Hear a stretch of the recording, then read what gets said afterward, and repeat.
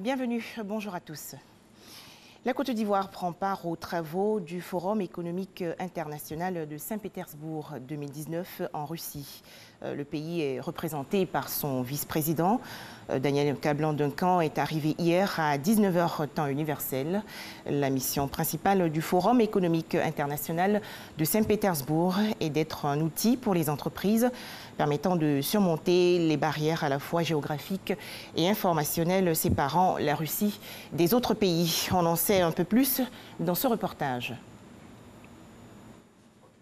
Saint-Pétersbourg, la capitale culturelle de la Fédération de Russie, accueille du 6 au 8 juin la 23e édition du Forum économique international initié par le gouvernement russe.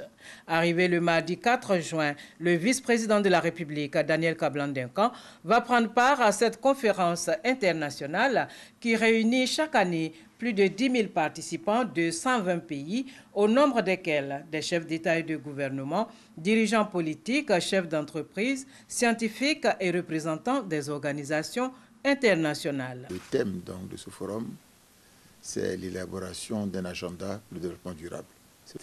Et nous avons été invités à participer notamment à un panel important qui concerne les relations entre la Russie et l'Afrique, dans le cadre donc, de renforcement de la coopération entre la Russie et l'Afrique. Mais je dois dire aussi que nous profitons de l'occasion pour rencontrer les hommes d'affaires de ce pays, au-delà donc des membres du gouvernement, de manière à pouvoir, échanger avec eux, voir un peu comment on peut attirer davantage d'entreprises russes vers la Côte d'Ivoire. Vous savez, il y a des domaines dans lesquels quand même ils ont un savoir-faire qui est connu, notamment dans le domaine du pétrole, des mines, du gaz, le domaine aussi donc des TIC, des technologies de l'information et de la communication. Et tout ça permet quand même, et même aussi du capital humain, dans le domaine de l'éducation. Et nous devons quand même essayer de tirer profit dans le cadre des rencontres, de manière à pouvoir renforcer la coopération entre la Russie et la Côte d'Ivoire. Le Forum économique international de Saint-Pétersbourg, qui se tient depuis 1997, est une plateforme d'échange de haut niveau qui permet aux décideurs de traiter des questions économiques majeures auxquelles sont confrontés la Russie, les pays émergents et plus globalement l'économie mondiale. Voilà, on faisait le point avec Awa Touré. Santé, la Côte d'Ivoire veut mettre fin au paludisme. Selon des chiffres publiés en 2017, sur 1000 malades, 318 personnes sont atteintes de paludisme. Sakassou, dans la région centre du pays, fait partie des localités les plus touchées.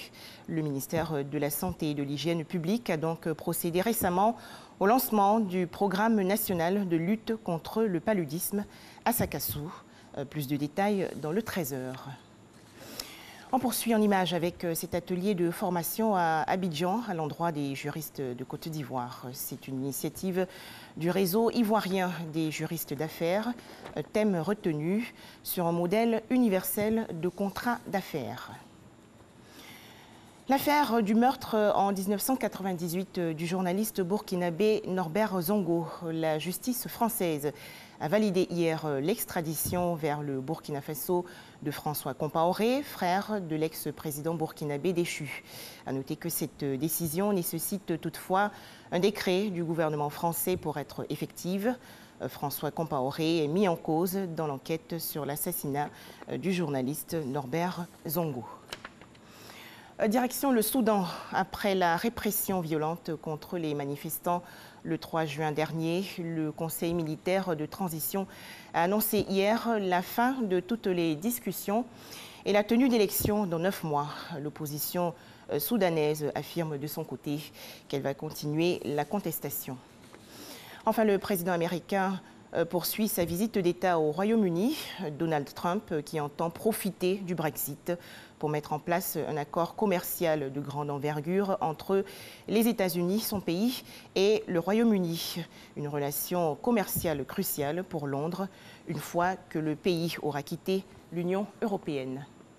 Voilà, retrouvons-nous à 13 h dans le cadre du journal.